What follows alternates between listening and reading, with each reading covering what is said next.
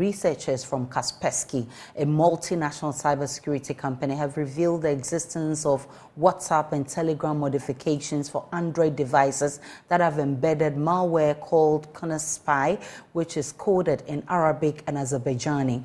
The modified versions are said to be designed to activate the spyware module when a phone is either switched on or starts charging and subsequently establish contact with the server. Details of that research is contained in a letter issued by the National Security Minister Albert Kandapa to the Communications Minister Eslo Uswekofo for action. I'll share excerpts of that letter with you, and it says reports indicate that researchers from Kaspersky, a multinational cybersecurity company, have revealed the existence of WhatsApp, Telegram modifications for Android devices that have embedded malware called Kaspersky, which is coded in Arabic and Azerbaijani. That these modified versions are designed to activate the spyware module when phone is either switched or starts charging and subsequently establish contact with the server to steal sensitive information such as the international mobile equipment identity, phone number, phone country code, mobile network code, and details about victims, contacts, and accounts every 5 minutes. And the letter further states that, meanwhile, Meta, WhatsApp parent company, has filed a lawsuit against 3 developers in China and Taiwan for distributing unofficial WhatsApp applications, including emotes, that compromised over 1 million user accounts. The above development is forwarded for your attention and necessary intervention, given the number of users of the general public on both WhatsApp and Telegram platforms. Regards, and is signed by Albert Kandapa, who is the National Security Minister. I've been joined by a data and cybersecurity lawyer and artificial intelligence expert, Desmond Israel, to help us understand this. Desmond, first, help us understand the gravity of the issue we're dealing with. Kindly unmute for me.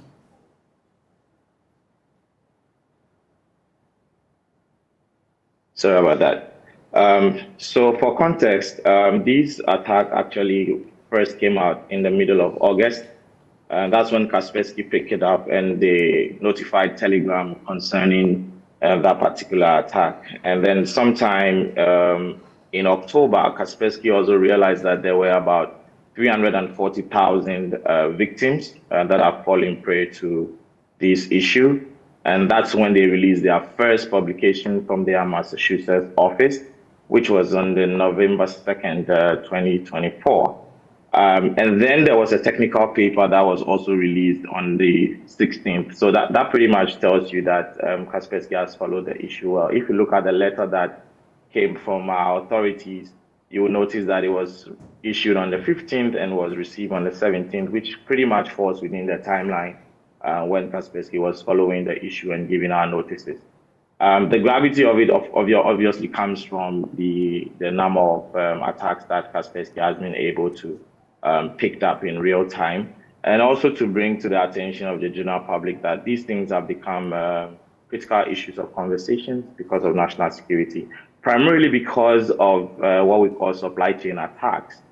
So this particular one is what they call the software compromised supply chain attack. So it's quite important, and many people in terms from a governmental point of view will want to pay attention to it.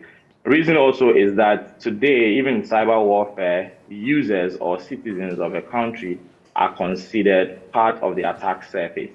Ghana currently, about 83% of our social media users, which has been tallied about 6.6 million users, 83% of that 6.6 million users are all on WhatsApp. And you're not too sure if they are on the WhatsApp version from the OEM, as in Murder itself, or they are using WhatsApp mode, as in modified versions of WhatsApp, which are distributed through Telegram channels.